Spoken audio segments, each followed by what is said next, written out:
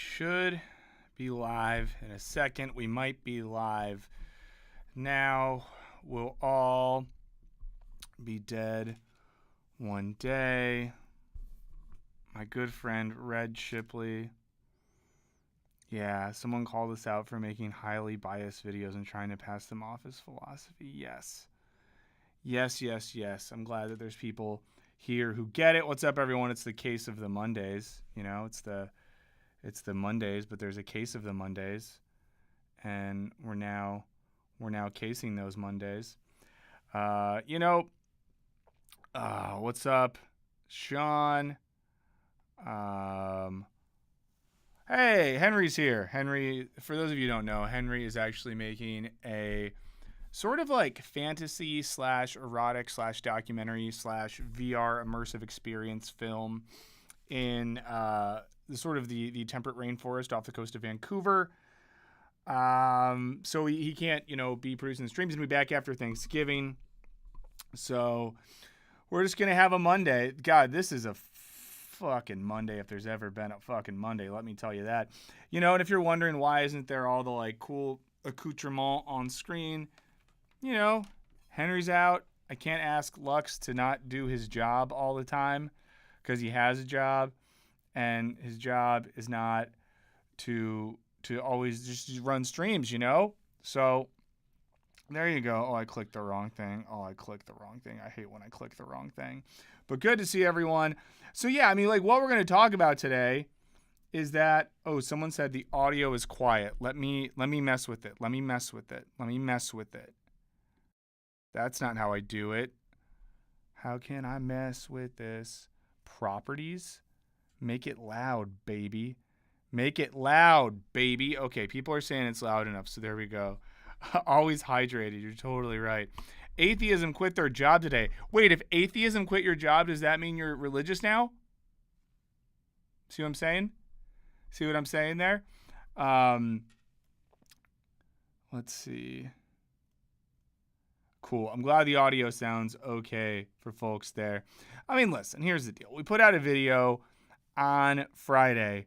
I'll say it, that I think is pretty good. I think it's a pretty solid video. Oh, wait, actually, hold on. I know a way I can watch this video where you guys don't have to watch any ads, and I think that is definitely preferable. But yeah, let's see. David asked a really important question. Let's see.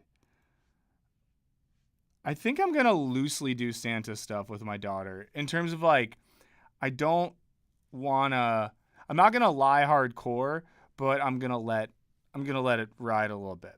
I'm going to do a little bit of Santa stuff. Well, I'll call it Santa play. That sounded fucked up. Santa play sounds like weird sex stuff. I'll be honest. That is 100% what that sounds like. So here's what we did, guys. We made a video about why Americans hate each other. And I'm just going to say this off the rip. I'm going to say this 100% off the rip, raw and uncut, not holding back. I don't care what anyone else thinks. I think it was a solid video. I'm not going to say it was our best video. And you know what? I'm going to say that I think to an extent there were some misunderstandings of stuff. And I think some of those misunderstandings are kind of ironic, relative to the video. There's, let's see, let me show you one thing. This is a comment that someone had about the video. I'll make it smaller. But someone said, it's crazy how many people are watching a video where you basically say sometimes the paranoid schizoid position is helpful, but eventually we need to flip back to the depressive position in order to see nuance, but are important, and then go into the comments to defend their paranoid schizoid position in black and white thinking. This is a really good comment from the video that I liked a lot and I kind of agreed with. So let's see. Hojo Cinco. Let's see. It was less like the normal odd comments. So RV Aldrich says, it disagrees. It was a really uncomfortable both sides in the debate. Okay, so that's what I'm going to talk about, right? I don't think that we both sided at all. And I'll tell you this, we didn't intend to both sides at all. So if we both sides in that video, we didn't both sides intentionally. We didn't set out to write a both sidesy video. And if there are things in the video that are both sidesy, I'm totally willing to say are bad. And I say this not to throw anyone under the bus, but to say this is why I'm confident. The person that wrote the video for us is a PhD student in psychiatry and psychoanalysis. So like, we know that she knows what she's talking about. And we talked about the concept of the video with this person. So yeah, let's see. And I think that maybe I'll say this. I think I can legitimately see how watching a video like this, the way some of us watch YouTube videos, that it could have gotten a little confusing.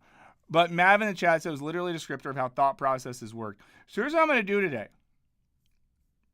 We're going to watch some of this video together and see what the deal is.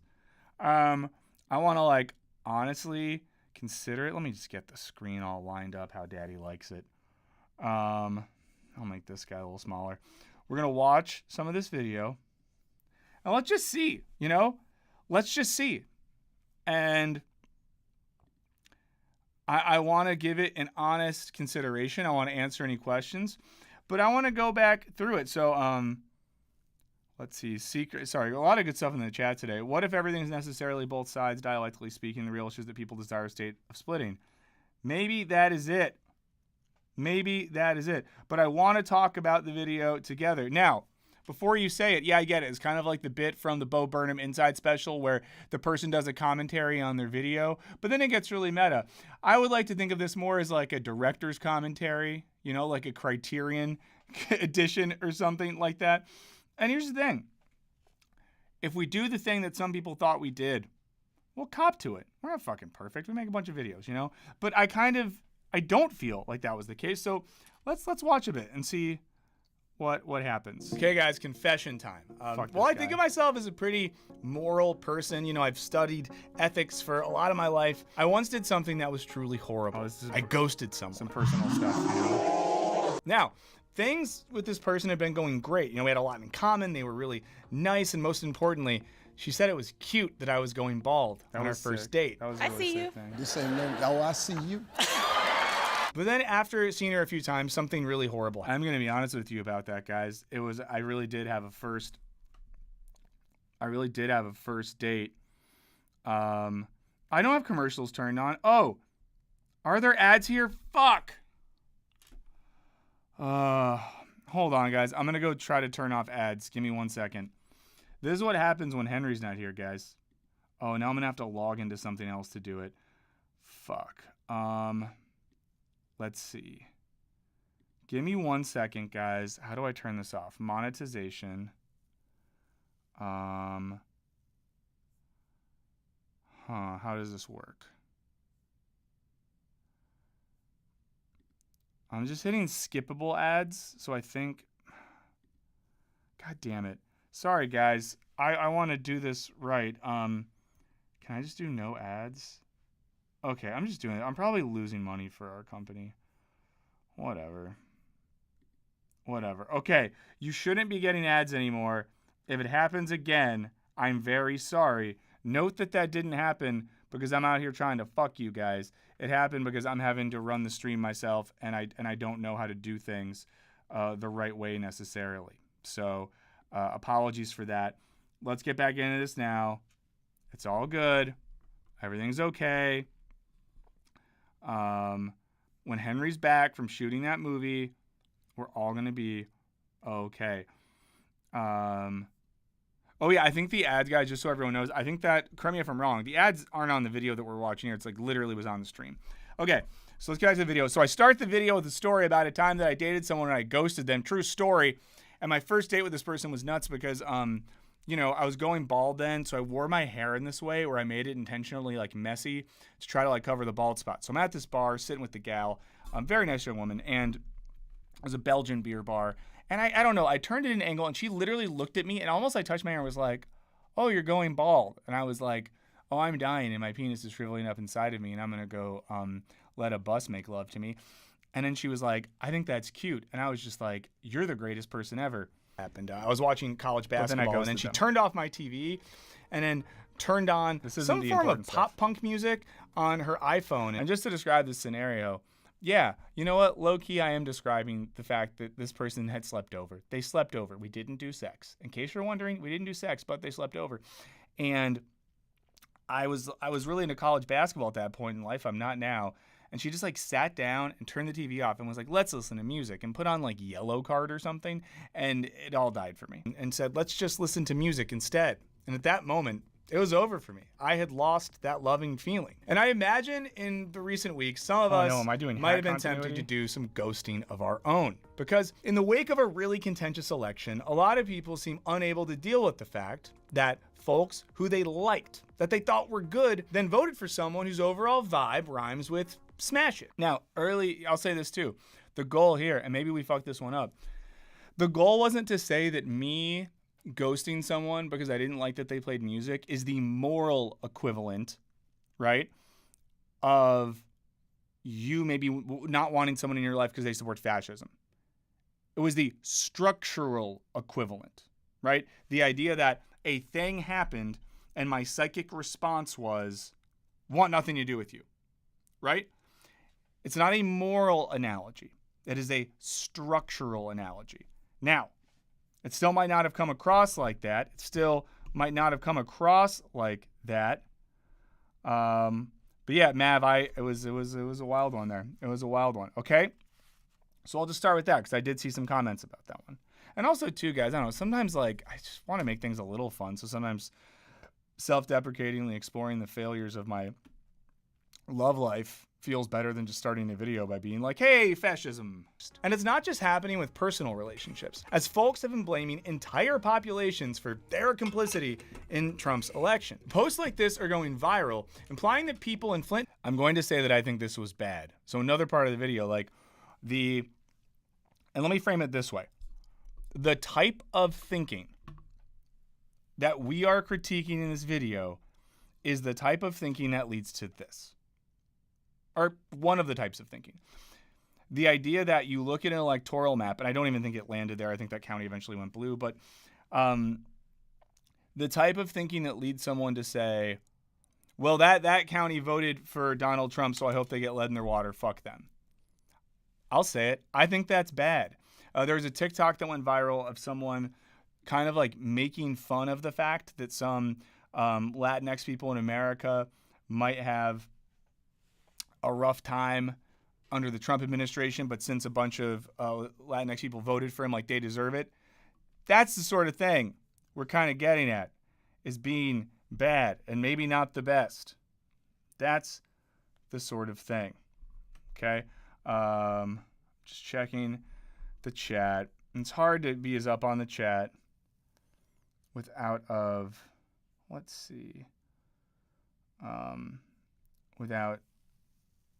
Henry here. Okay. Let's see. Someone said, okay, sorry. So let's get Michigan deserve lead in their water because their county turned up red on. Let me know if you think that. Let me know if any of you think that.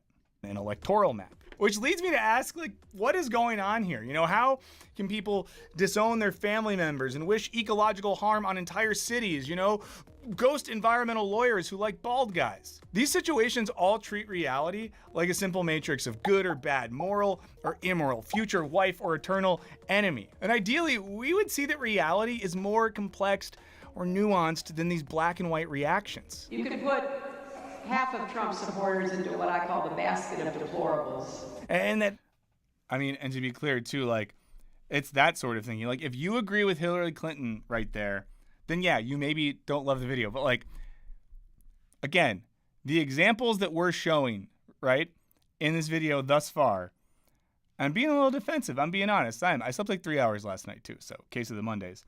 The examples that we are giving are things like Hillary Clinton calling a bunch of people baskets of deplorables. People on the internet saying that people in Flint shouldn't have clean water. You know what I mean? Like, that's the sort of stuff we are critiquing. We are not saying in this video, and I don't think, well, let's just keep going. We can't separate voting patterns. Oh, if you're just tuning in, by the way, this is Wisecrack's Case of the Mondays. I'm Michael Burns. I'm Raw Dog soloing this stream because Henry is still out. I'm doing the choreography in a biopic about Janet Jackson, but it's a biopic about Janet Jackson via the metaphor of a herd of lemurs on the plains of a Mediterranean desert. There's no deserts in the Mediterranean. Maybe there are, but what we're doing today is looking at Friday's video. This is very self-indulgent, but I'm doing it, because there were some people that got upset about this video. Some people didn't. So we're looking at the video and talking about it because I'm genuinely curious if we biffed it or if there are mistakes in the interpretation. If so, I want to talk through it. Guys. Hey, what's up, Budget Ballin'? And guys, you know what? I do think Hillary Clinton is wrong there because I do not think a healthy or helpful strategy is simply to say that everyone that voted for the person that you don't like is a bad person. I think that distracts us, right? Because you know what the problem is, guys?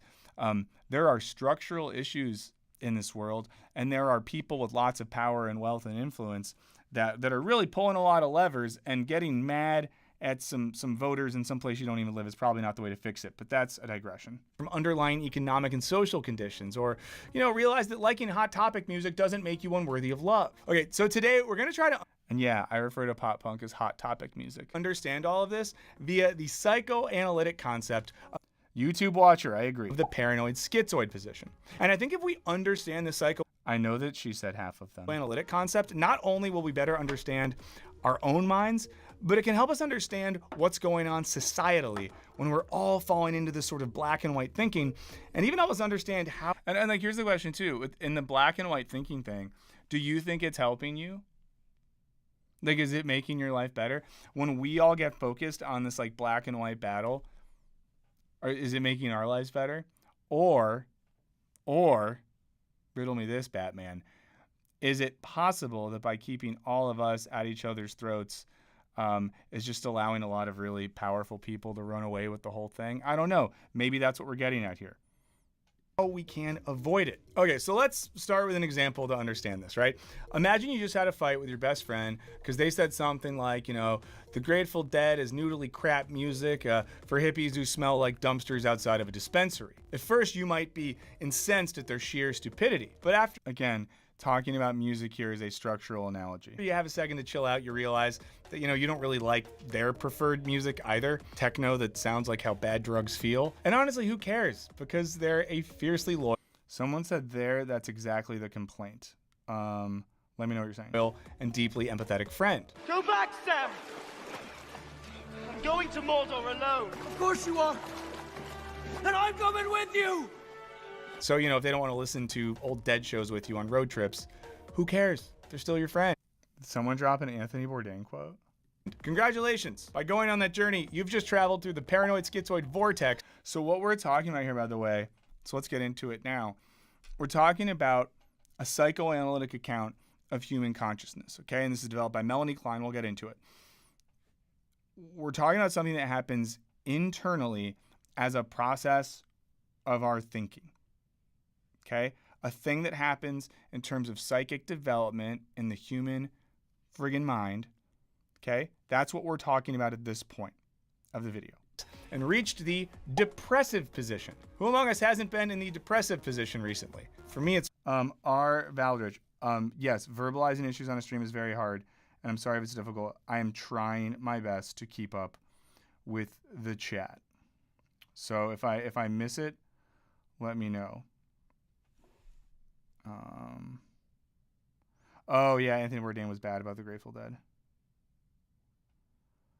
Let's see.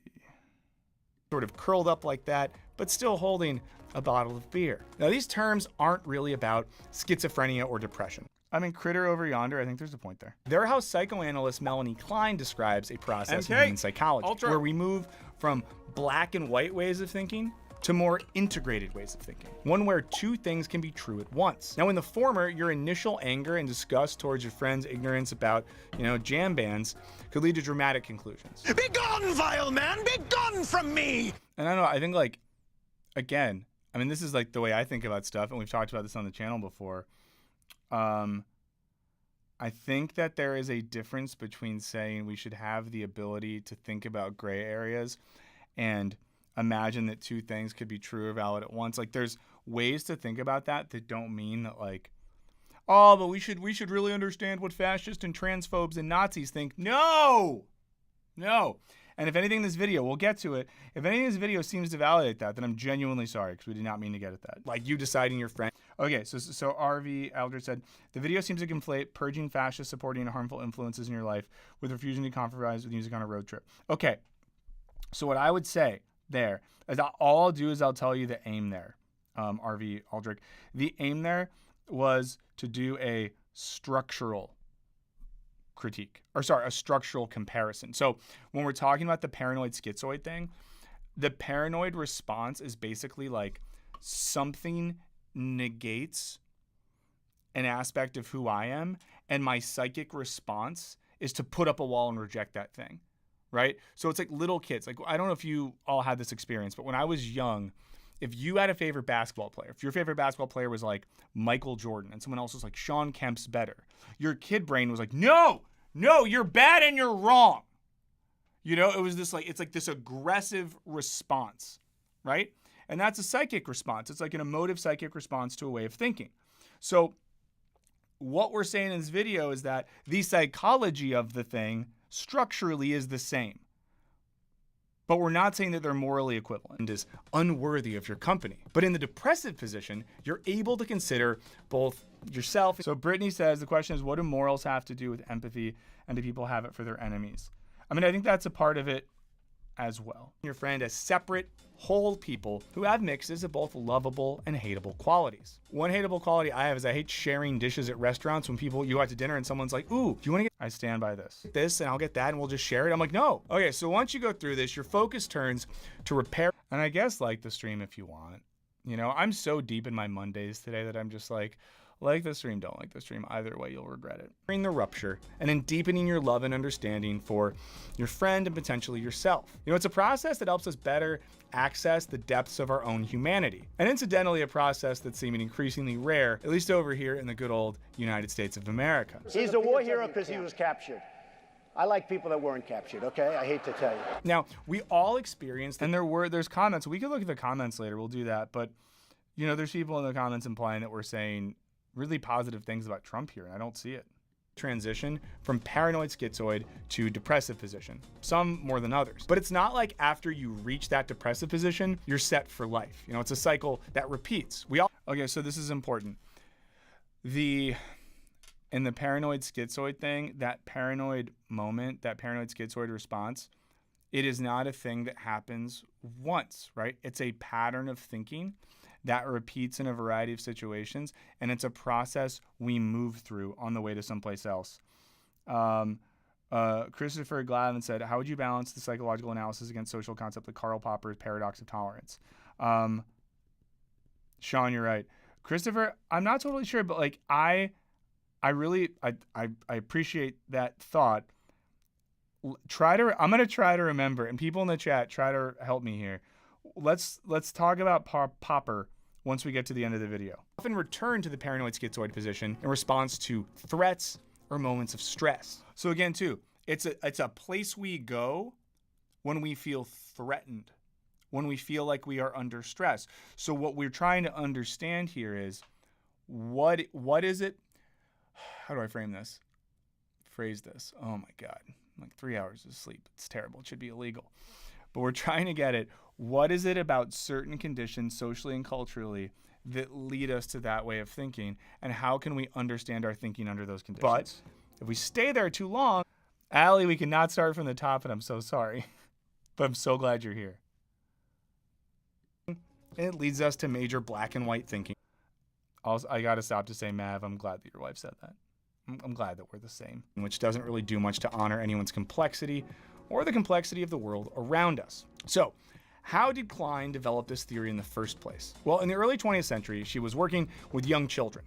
And I think this is the important thing. I think some people focus so much on the examples in the video that maybe what got lost in that is the explanation of the Kleinian psychoanalytic concepts that were at play here. Observed that to cope with the trauma of being born, as well as early confusing and painful experiences of existing in the world, children defend themselves via something called splitting. Shout out for anyone else who heard the phrase, the trauma of being born, and just stopped and was like, oh shit, man, that's some real stuff right there. Isn't that crazy though?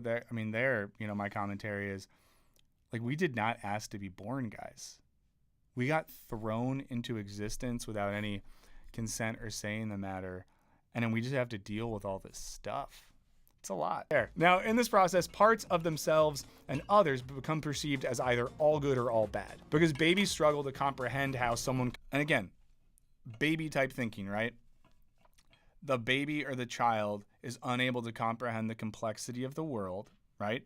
So they split things into all good, all bad, right? We're talking about the brains of babies here and children. Now, these sort of things do repeat even in adults, but let's just really take that in right here, because I think, wow, I got really distracted by Porkin's comment right there, because now I'm thinking about Matt Damon. I don't know, I have horrible taste in music and still be a good person. And this leads them to separate loving feelings from aggressive feelings. Aggression is just part of human nature. Basically, human beings have loving feelings and aggressive feelings. And this schizoid, and the idea there is of like, if we have this loving side and aggressive side, the baby brain is like, the thing that I love it all the way. The thing that I hate with every fiber of my being.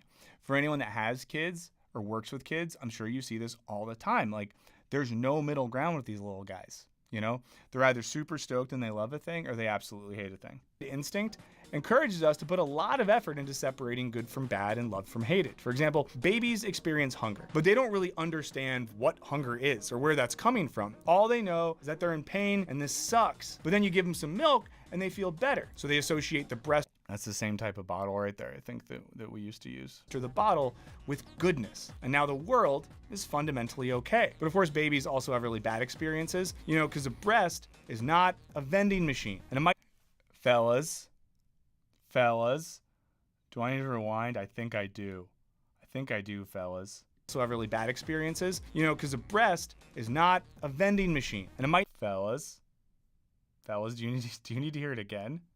You know, because a breast is not a vending machine, and it might not instantly produce the milk necessary to cure their hunger. When this happens, it can terrify a baby, leading them to see the breast as cruel, terrible, and all bad for withholding. So, like, basically, when you think about it, babies are all kind of incels at a certain. I remember 8-Bit Philosophy. 8-Bit Philosophy was great. You know, Alien's Guide was great. Bug Notes was great. Everything was great. And then it all fell apart. Point. This rage might lead the baby to bite the breast, attacking it because they feel punished. Or maybe someone said, if I get hit in the face, should I be neutral about it? No, but that would be the whole point, right? That in the moment that you get hit in the face, like, you're unable to be neutral about it because you're going to be riding so high off that aggressive feeling. And in a sense, what these ideas are getting at is that much of the time that's how we act. It might make them just deny the milk as a way of rejecting their dependence on it. So there's kind of a... Wait, Kendrick just dropped a new music video? I kind of want to stop and look at it. But I feel like we shouldn't. Right? If you want to enable me, let me know. Or maybe we'll do that at the end. Sleight of hand in which people manage... Sifu 11, I still kind of cringe. To see aggression in other people, but not in themselves. That gets to what we call the paranoid schizoid position. Now, as the baby grows, they ideally experience enough positivity and goodness to start to build a central core on which to begin to integrate the contrasting aspects of the self. And in psychoanalytic terms, this is called forming a good internal object. But if there haven't been, and note that all of this is just describing the psychological development of human. Enough good or loving experience. Oh yeah, it's definitely not copyright for you guys. If I do the Kendrick video, the stream will get taken down. Maybe we'll do it at the end and just, I don't know. Then they'll continue to see everyone through the lens of extremes, you know, potential sources of their persecution like the breast. They'll struggle to integrate their experiences into a whole. They'll experience everyone and everything as out to get them, unless they get them first. I'm trying you. Now, there you have the paranoid piece. And when you put so again, in the paranoid schizoid position, as we're describing it thus far. Let me know if anyone has problems with any of this stuff, but this is just describing concepts. In that paranoid schizoid mindset, it can lead to a type of aggressive response in which the way that the individual thinks is that everyone is out to get them and everyone is the enemy. And I'll say this just for me, I don't think that is a good position to have in general, and I don't think we should use like elections as an excuse to necessarily categorically think everyone's just out to get us. All together, you get the paranoid schizoid. Along this developmental trajectory, if the person builds that good internal object, they are likely to reach the depressive position. And I know that reaching a depressive position probably doesn't like sound the one-time depression is good, like a good thing, but this is actually the state where complexity and individuation prevail, where goodness and badness exist in everyone and everything, the self included. You know, for example, as the baby gets older, they may realize that the caregiver behind the breast or bottle has a lot of other things to do. Sure, they're supposed to feed and nourish you, and hopefully you can count on them to do so, but they won't always come at the exact moment that you desire food. So again, the depressive position is the moment in which we psychologically are able to kind of hold a bit of complexity. There's a whole Hegel thing I could do right here, but I'm not. I had a Hegel part I added to the video, and we cut it before we filmed it, because I can't talk about Hegel all the time. They won't let me do it. And you start to see them as a mix between good concepts of a plan, good and bad. You start to reconcile your Victoria, yes, hate with your love. You feel guilty for the times you bit them or refused them, and you seek to repair. You ponder your dependence. You face your annihilation anxiety and start to grow up and figure out ways to feed yourself and others. With that stir fry, it's interesting that there's slices of lime in it. I would never think to do a stir fry that had slices of lime in the stir fry. What I would probably think to do is to squeeze lime juice on it at the end. If anyone is a culinary mastermind, let us know. You know, you learn to feel real love. Now, Klein is often cited as saying, love is not just admiration for strength, it is also tolerance for weakness, both in others and in the self. But again, it's not like anyone ever overcomes the paranoid schizoid phase and graduates into a permanent depressive state. Rather, Klein saw these positions as transient states of mind. The paranoid schizoid, for instance, defends against the depressive, and especially in times of stress, can even be useful. You know, if someone's trying to break into your house with a big knife, do you want to be in the depressive state and be like, well, technically, the person breaking into my house with a knife, they may have gone through some stuff in their childhood that led them to this position, and boom, you're stabbed. If you were in a... It's scary. I hate this guy.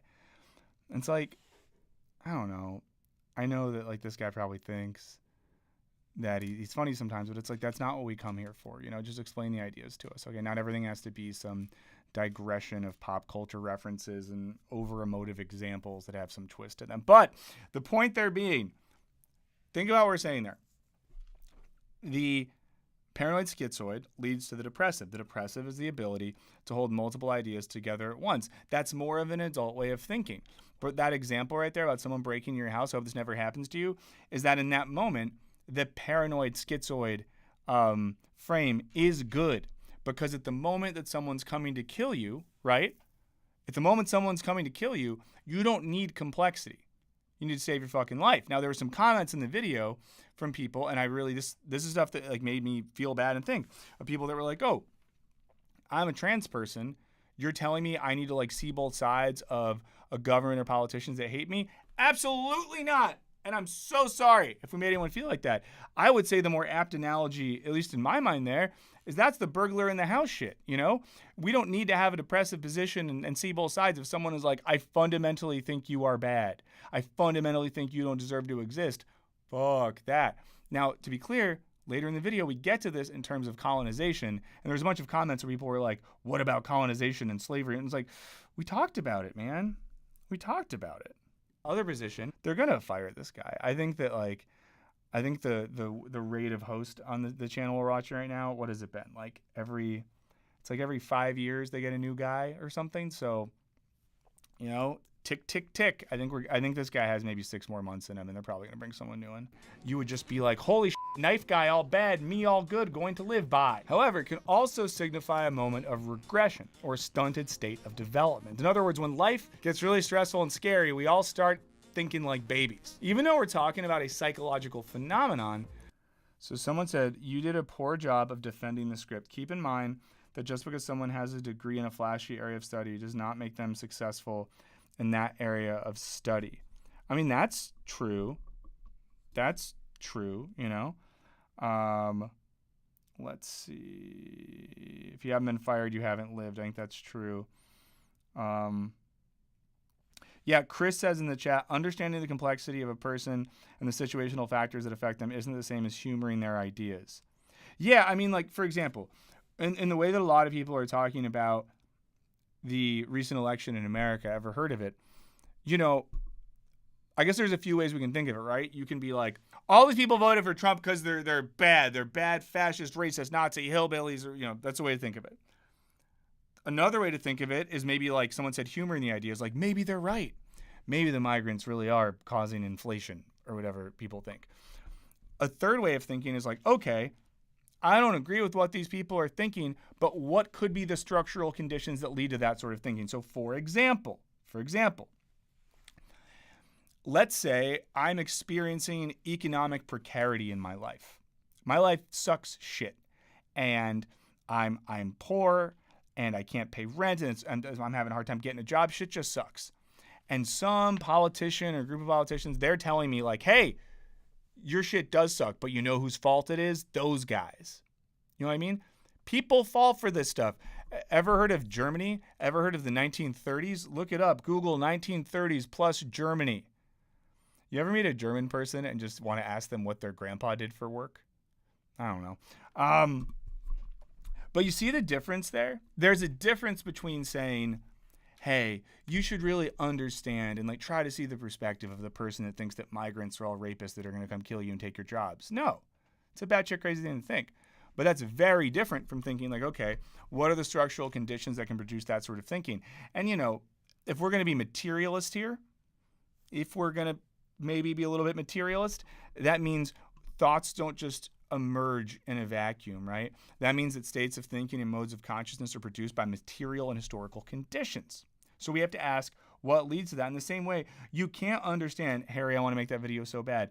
We can't understand the emergence of the Nazi Party in Germany without considering the post-World War I economic and political situation in Germany, right? It's not like Hitler one day stood up and was like, let's do Nazis. And everyone was like, yes. You know, a bunch of other stuff happened that led to that. Understanding that doesn't mean that we have understanding for Nazis. You know what I'm saying? Let's keep going. And thanks for hanging out. If you're just getting here, by the way, we are exploring Friday's video that some people had problems with. You know, this is partially, I mean, talk about paradox. This is partially me trying to be humble and open-minded and partially me being defensive, you know. Get you a man that can do both. The paranoid schizoid process has direct social effects, and many have applied Klein's framework to better understand American history and culture. Okay, so, you know, let's go back to the beginning when the land... Okay, so this is a video from a movie about colonization that we're showing, not because it's good and cool. I'm just pointing that out. And I will say this, sometimes we try to operate on the subtle side. I mean, it feels like we're damned if we do, damned if we don't. But in the coming part of the video, our intention, at least through these clips, is to telegraph like this sort of thinking sometimes is utilized by very bad people who do very bad things. Now call the Americas was discovered by colonists. And at the time it was also already very much occupied by human beings. But the colonizers, right, they constructed a narrative about this new world. This new, amazing, all good place good Europeans could go to start a fresh and glorious life. And any threat to their idealized narrative, such as the presence of native people, threaten their story. So here's the critique of paranoid schizoid thinking right here, that it was justifying colonization and the genocide of people. That's the critique of that mode of thinking. What we're saying right here isn't, you know, we need to find some middle ground where colonized and genocided individuals can get together with the colonial forces putting guns to their heads and just hash it out over a plate of flapjacks. No! What we're getting at here is that the paranoid schizoid thing in a little baby being like, breast give milk good, breast no give milk bad, or in kids playing on the playground, Michael Jordan's the best. No, Sean Kemp's the best. Oh, I hate you because you don't like the guy I like, right? This sort of black and white thinking has a function in childhood. But when we apply that same thinking in really aggressive socio-political context by which people say things, thank you, Chris. I don't think it was vague at all. Well, someone just said something crazy in the chat that I'm not going to acknowledge. And it distracted me. Here's what we were saying. In this instance, like, look at how that logic works. We, the Europeans, are all good. Them, the natives, are all bad. That is a bad thing, and it's a way of thinking that leads to death. And therefore, had to be all bad. It, of course, helped that they had God on their side to convince them that they were the good ones. This video is literally criticizing people who utilize this thinking mixed with religion for right-wing political purposes. That's literally what is being said in this part of the video. So when people are like, oh, you think I should have understanding for fascist? I don't know. I think the last couple minutes is a pretty solid job. To hold this tenuous narrative, they employed a paranoid schizoid position to rationalize. Porkins, sometimes you gotta just crawl yourself out of the slop and face the world with bright eyes. Rationalize their domination and annihilation of native people in their land. Now, human beings have a conscience, and thus we have the capacity to feel guilty for harming others in the environment. But the paranoid schizoid position is super good at staving off that guilt. And it's good at finding reasons and systems to rationalize unconscionable behavior. So here we're saying that the paranoid schizoid position, when applied in social and political contexts by adults, is even more dangerous because it facilitates the rationalization of really unethical and horrible behaviors, like genocide. I feel like if you say the G word, YouTube gets mad. So I'll say genocide, which is Italian for genocide. You know, that's how we get things like white supremacy and homophobia, the free market, you name it. We see, like, those are bad things, like white supremacy, homophobia, the free market, bad. Paranoid schizoid metaphors in contemporary politics when it comes to stuff like the border wall and immigration. Now here the focus is on maintaining a narrative of natural Americans as being all good and migrants as being so entirely bad they're not even human. We are saying that that is bad. We are saying that that falls into a regressive type of baby brain thinking. That is what this video is saying right here. We are using Melanie Klein's framework of the schizoid paranoid mindset to understand that better. Build that wall. Build that wall.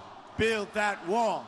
Build that wall. Do you any ever build nuance disappears. Like, say, considering that actually the U.S. government has aided and abetted dictatorships, genocides, and the massive extraction of natural resources. And now we're showing that guy on that side while talking about genocide and the destruction of the planet. Versus in many of, hey, 666, you know, it's like what this video is about is that if Satan and Jesus just got in the room together and just hashed it out over some pasta fagioli, then everything would be okay. There would be a final consummation of evil and goodness in the world, light and dark coming together. Everything would be good and death would be no more. Those migrants' countries of origins, thus making life there increasingly untenable. No, we don't have time for that sort of thinking. But let me be clear. Contrary to allegations against Israel made by the... Okay, so James said, I watched this video and I thought it was naive and misses the greater context of American conservative politics in the last 60 years. Okay, interesting. And I want to think about that for the rest of this, James. I guess I would say another thing that sometimes I struggle with, like, I'm going to give an example I shouldn't because it references things outside my work. But hypothetically, someone that looks like me made a video not on Wisecrack recently about Marxism and religion. And then people I got some comments that were like, you're not Marxist because you don't get into yada, yada, yada. And people will sometimes watch a video and be like, you know, you have to say everything. You have to say every single thing in the 1 15-minute video or it's bad. And like, there's so much more that can be said about this. There was a bunch of Hegel stuff we left out. Obviously, we get more into the political history of it. But the main, I'll tell you what our goal is from this video. And then maybe we can talk about if we did fuck up real bad. But the goal of the video is to introduce the paranoid schizoid paradigm as a psychoanalytic concept and show how it can be used to help us understand and make sense of social and cultural phenomenon and behaviors amongst humans. International Court of Justice, what's happening is not genocide. And this all exemplifies the paranoid schizoid split between good guys and bad guys. And our media, history, and social systems are just filled with this way of thinking. You know that there are simply good and bad people. Like, it's an inherent quality. I'll be honest, I struggled with this so much when I was younger. I've been politically idealistic for most of my life, and when I started to get idealistic, I struggled with thinking like everyone who believes the good stuff is good and anyone else is bad, and it's just not a really productive way to live. Now, so what the host is referring to there is a time in his life where I think like I felt when I was younger that I arrived at some semblance of like the right way of thinking or the right politics, and I was very self-righteous about it in the sense that like this is good and everything else is bad. I will say it wasn't very productive. It wasn't productive of having conversations with people who didn't think like me. It wasn't productive in terms of winning anyone over to my side. And what it really did is like it hurt my ability to be convincing, and I'll tell you why.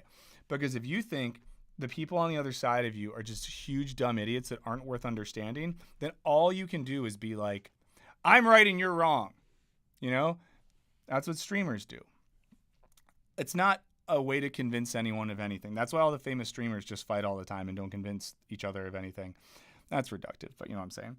But like in that instance, if I just think the other person is all wrong and I'm all right or whatever it is, then I'm not taking the time to understand why they think what they think, right?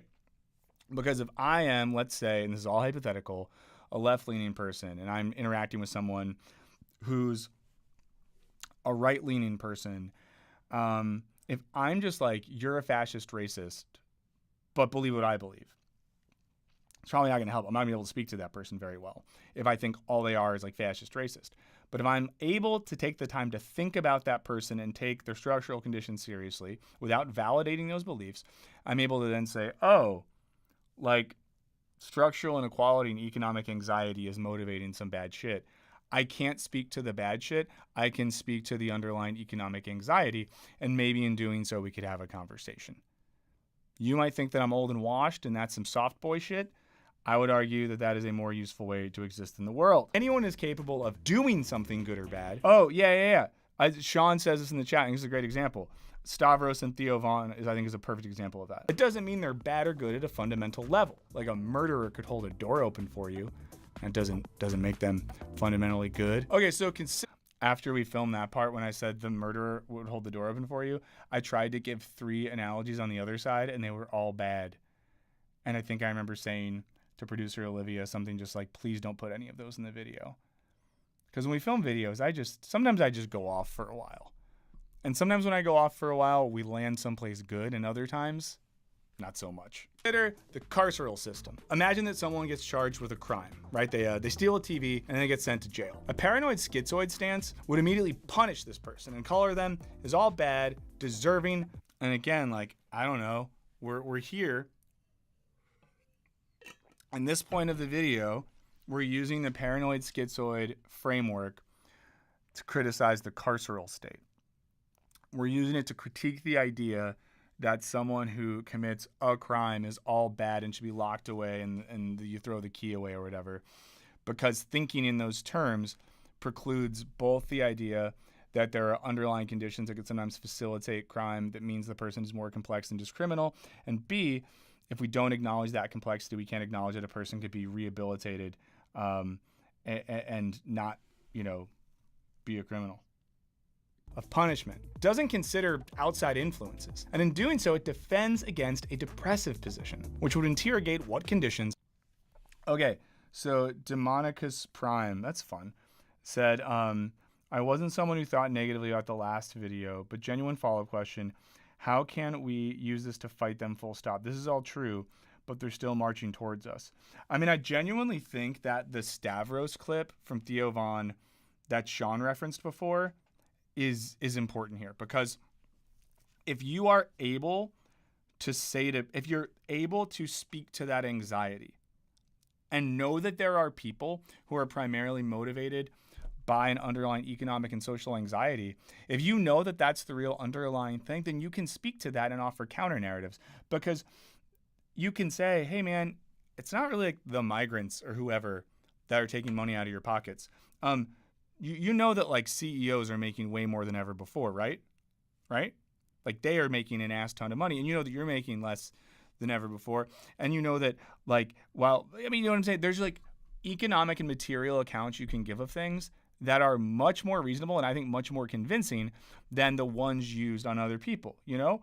But it's hard, right? It's hard sometimes to counteract those narratives, but I think that it very much can be done. That's a little way of getting at that. Might have led someone to do a bad thing. So you were always like this. Now, a depressive position would look at the context that led the accused to the... Yeah, I mean, I think Sean's right. I think there are a lot of people that get duped. You know, there are people that get duped in these types of situations. And I think an unduping needs to happen, but it's very hard.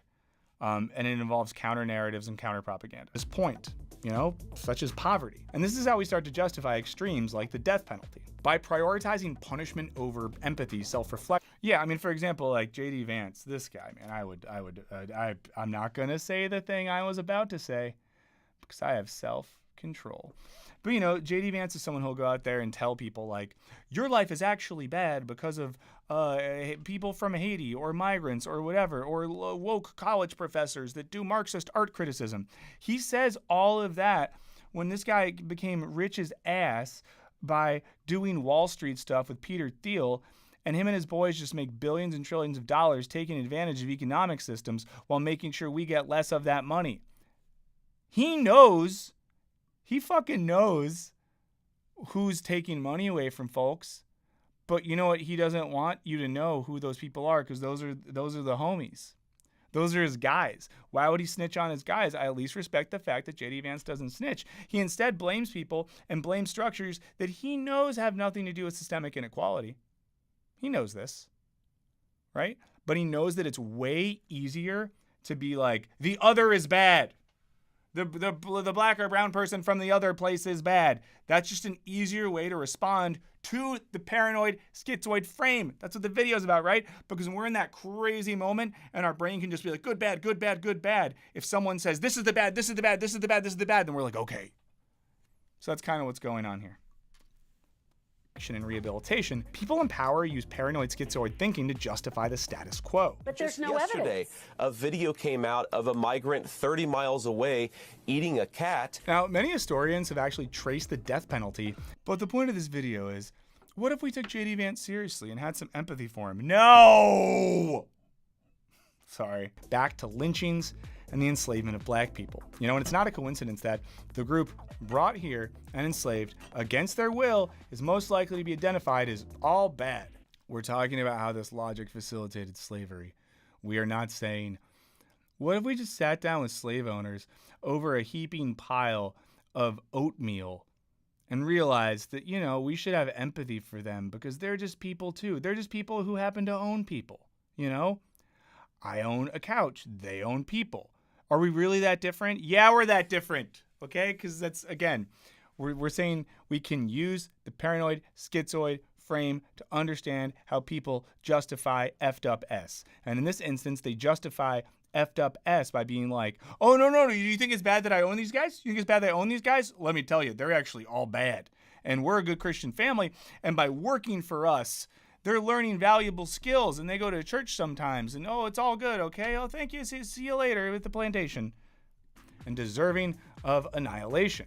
You know, it's easier to think that you're a good Christian slave owner when you come up with a narrative in which the enslaved person isn't really a person. You know, dehumanizing your perceived enemy is a highly effective way of staving off guilt for your wrong. Okay, so see, in this instance, we're saying that dehumanizing an enemy is a way that people justify doing very bad things. Okay? I don't know. I would say at this point of the video, if I'm not me,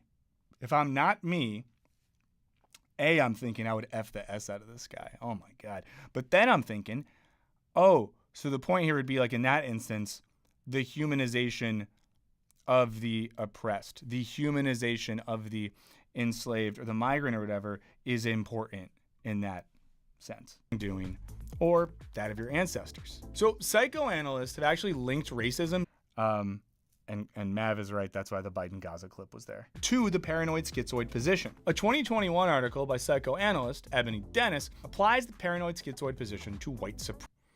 So again, we're now quoting, showing you an article that someone wrote using this position to talk about how it can be used to other black people and do racism, okay, at a structural level, which we think is bad.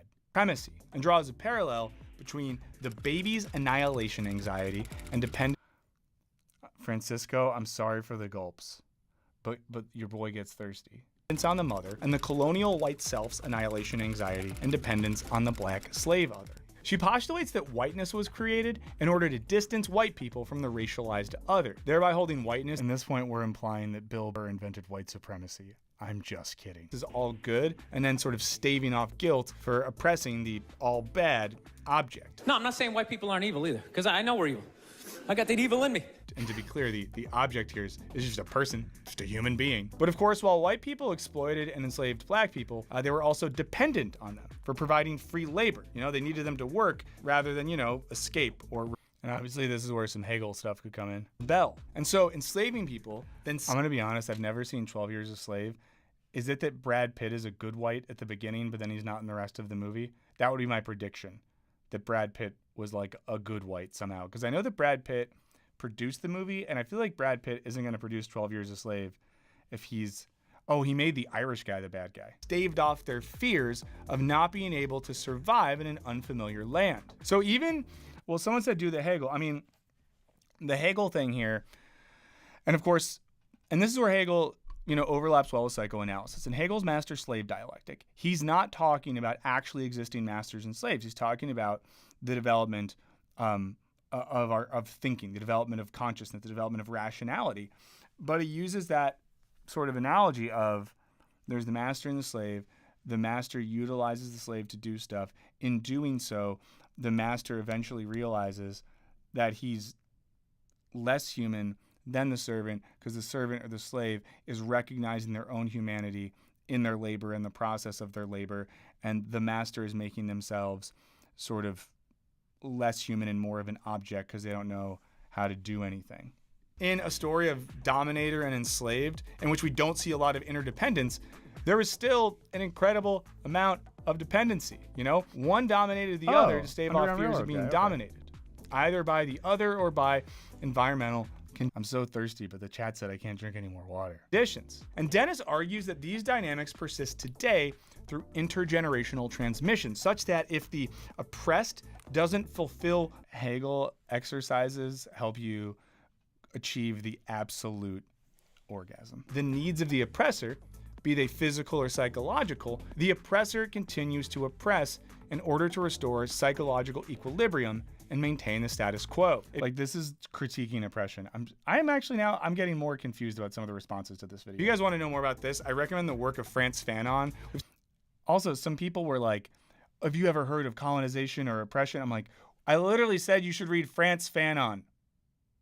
He's an anti-colonial psychiatrist and philosopher who mixes psychiatry, existentialism, and Marxism to talk about this stuff.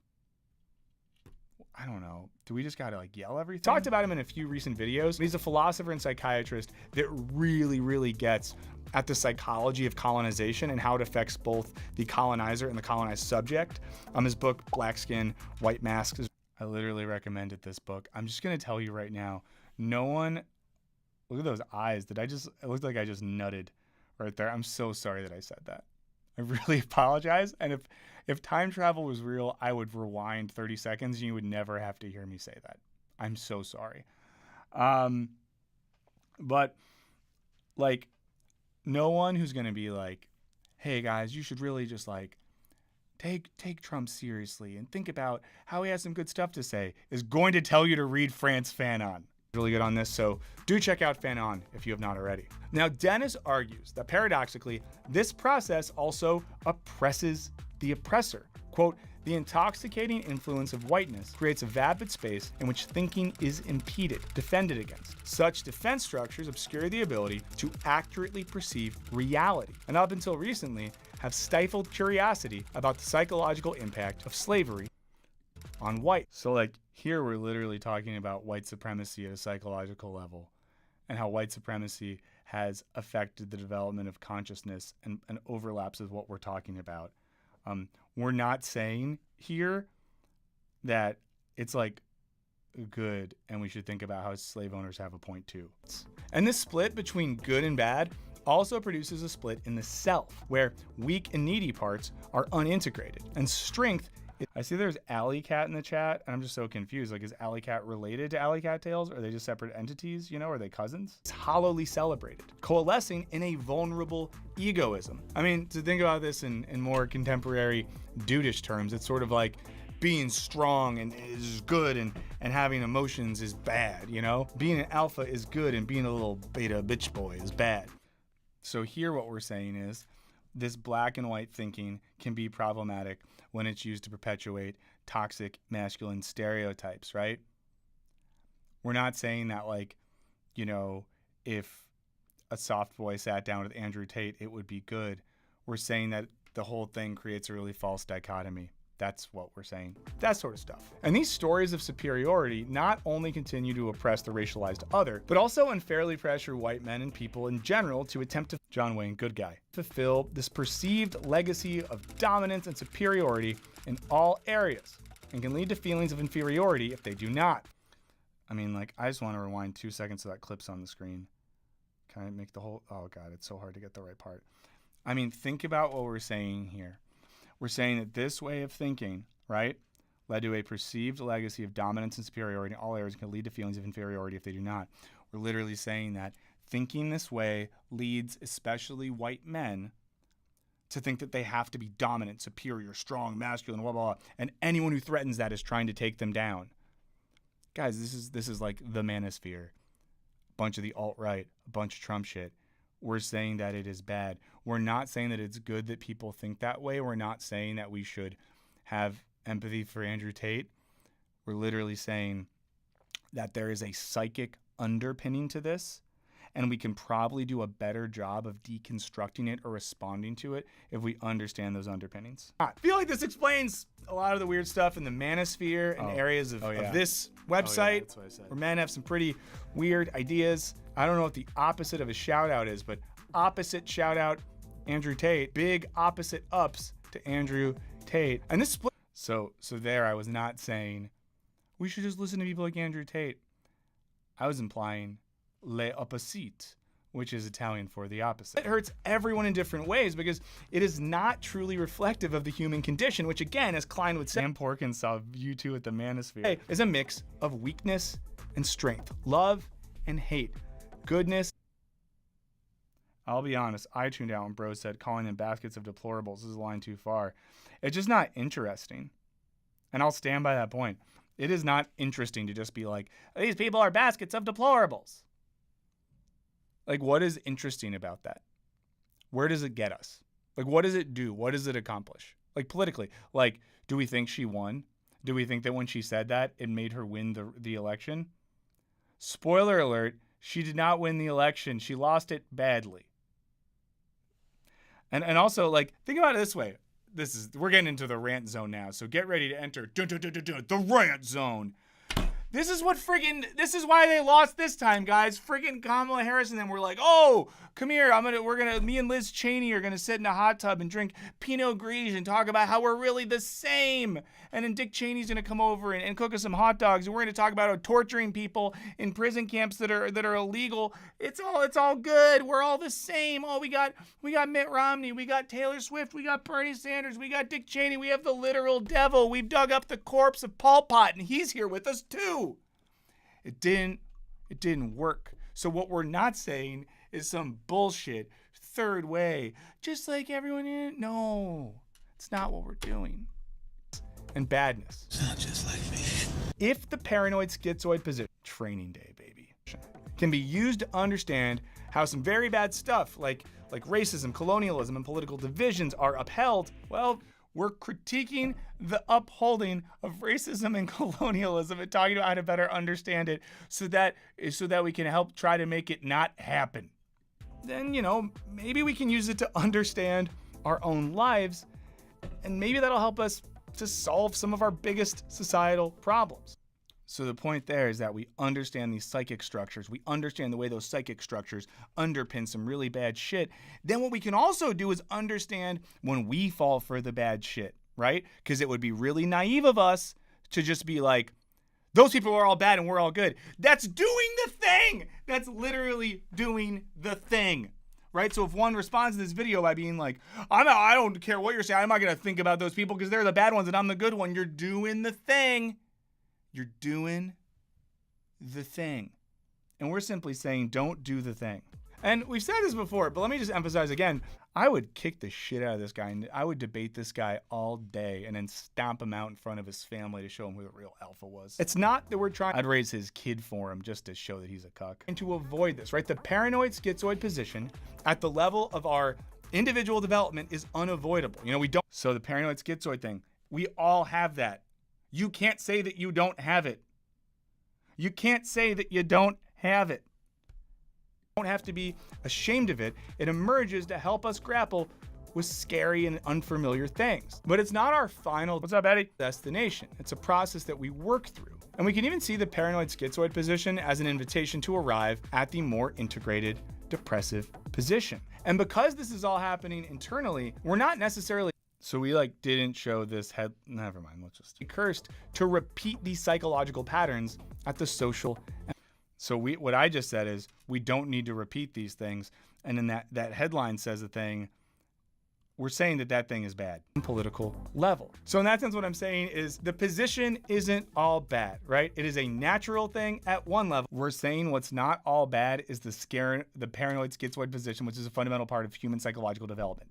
That's what we're saying is not all bad. So we're saying that, again, this is a universal aspect of human psychic development. So sadly, the good guys, the bad guys, and the middle guys all have this. So we're not understanding the individual person for their whatever. We're literally saying that this is a psychic structure that's replicated in all human consciousness. So understanding that structure is important. Yeah, Emily brings up this thing in more visual comparisons. That's a fun idea. It just costs more to do that. But I don't think that's a bad idea at all. Luke, I haven't read the Zizek essay, but from what you say, I think that sounds interesting. But it can become a very bad thing when projected outwards onto others. And again, we need it to avoid complete overwhelm. You know, in the face of mortality and you're gonna lose people and financial struggles and all of these things. Zero, Wisecrack is critiquing one of its videos where we're cracking off. When you crack off, it's when you intellectually pleasure or displeasure yourself with one of your own videos. That are so unknown, to have some security, I think probably is very seductive. In moments of stress and anger, we look for security and certainty. Sometimes we do need a concrete yes or no, and we can work. Sometimes we do need a concrete yes or no. About moving on to the depressive position later. We all subscribe to some kind of narrative of what makes sense in the world. Maybe there is no sense in the world. We all have to either create it or be nihilistic. So this thinking can offer security so long as we can eventually interrogate it and think about where it's coming from. Here's what my buddy Frank Yeoman has to say. It's extremely comforting to think we're the good ones, the others are the bad. It's extremely comforting to think that we're the good ones and the others are the bad. I think the challenge to society is one of education. How can we educate people to not shy away from complexity? How can we educate people to not shy away from complexity? How can we educate people to embrace it and appreciate it rather than be threatened by it? And this, of course, all plays back into the political tensions that folks are feeling right here in post. Eddie, sending good vibes to your family, bud. Hopefully everything's going okay, man. Seriously. Good. Everyone send good cosmic energy to Eddie. Election America. Fam. Where various demographics are just being thrown under the bus for being the bad guys who ruined it for the good guy. When we say that people are being thrown under the bus, here's what I was thinking about when I said that line. In the wake of the election, there was people that said oh, Arab voters from Michigan are bad, or black people from this place are bad, or Latin voters from this place. And I don't think that's helpful thinking. And here I don't think it helps you understand political complexity more when you're just well, Trump won because some Muslims in Michigan voted bad. Is that helping you? Is it helping you understand the world better? Is it helping you understand yourself better? Is it getting us anywhere? I don't know. One final comment from Yeoman will be helpful. The trick is to have that fervent energy and not totally vilify the other, to be able to maintain. To say to not totally vilify the other is not to say that you should go with members of your local KKK chapter to a water park, and one of the ones where there's like 6 seats in the big tube, and you go down the thing, and that you get in and they still wear their robes and stuff, and you just have a great day at the water park with a bunch of Klansmen. It's not what we're saying. It's saying that when we completely vilify folks, sometimes we miss out on stopping to consider how they arrived at the positions they arrived at, and what material and social conditions could have gotten them there, and how that plays into the paranoid schizoid framework. Maintain some empathy with the other, to understand the other's position. So Allie makes this great point that I like in the chat, where Allie says there's a knee-jerk reaction and a more thoughtful response. For sure. And I think, like, if we're thinking about the election, right, we had our knee-jerk time. We had our time to jerk off, we had our jerk off. We had our knee-jerk off. We had our knee-jerk time. And now we can maybe be a little bit more thoughtful. Because once it's all vilification, the dialogue breaks down. So guys, not to be too... Once it's all vilification, the dialogue breaks down. Corny, but it really does feel like we're in a time where empathy and curiosity and dialogue are going to be a lot more useful than whatever. Curiosity doesn't mean I can be curious about how someone ends up supporting fascism without supporting fascism or even empathizing with fascism. But I can be curious about how they arrived at that position. Or else it is we've been trying. And if we can access those feelings by just embracing a weird part of our own psychology, then hey, to me, that seems like a good thing. Now, in the meantime, don't stay in the depressive state for too... Okay, so that's where the video ends, you know? Okay, I'm going to be honest. After rewatching that with you all, I feel like we could always do better, right? Every video could be better. There is not one video we've ever made that if I could go back and change stuff, I wouldn't. We work on a really tight production deadline. I'm always tired. But yeah, I don't know, guys. I'm going to say that I think some of the folks who said this video was saying that you should like hang out with racist and transphobes, I don't see it there. I honestly don't see it there. I would encourage you, if you care enough, if you're so mad that you care enough, like go back and look at it. I don't know, because I don't think it's there. I didn't see it. Please let me know if you saw it. But I don't see it. Let's see. Sorry, just looking at the thing. And to be clear here, guys, like, my point isn't we are always right. We always make the goodest videos. No, we have videos that I don't like. I'll go back and tell you. I'm going to tell you right now. Here, let me go pull up. And I'm going to show you some Wisecrack videos that I think we biffed a little bit. Okay, let's pull this up. Let's go to videos. Okay, let's see.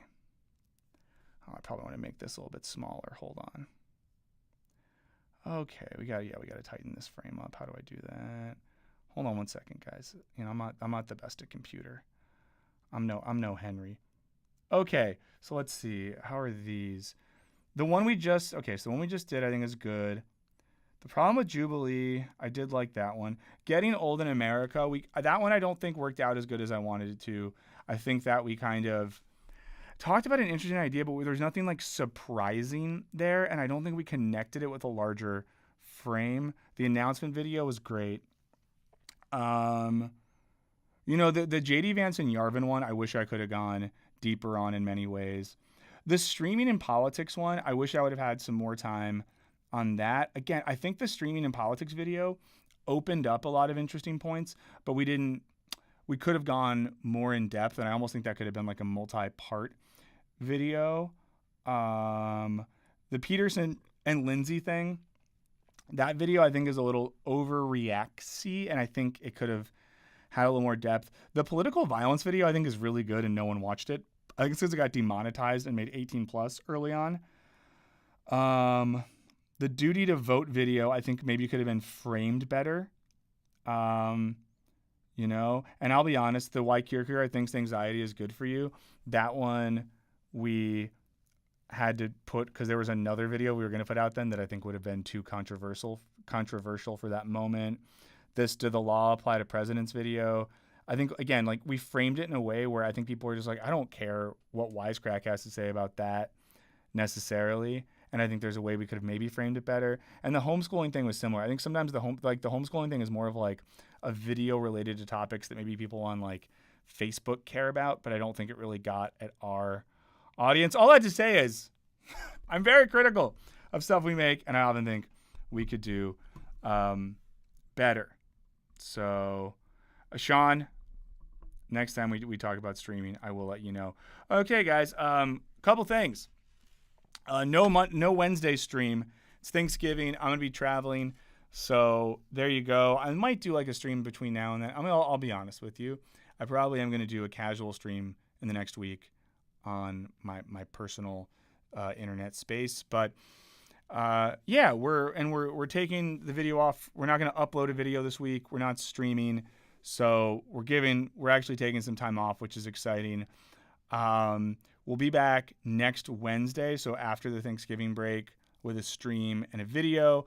And then for the rest of the year, we got a lot of fun stuff coming up. So, you know, we got a God's Not Dead 5 thing. We got a big stream thing. We're doing we're doing some stuff with Yellow Dot. We're doing some stuff with new rock stars. We just got some fun stuff coming up. So I'm really excited for the end of the year. I think we're going to end it on a really good note.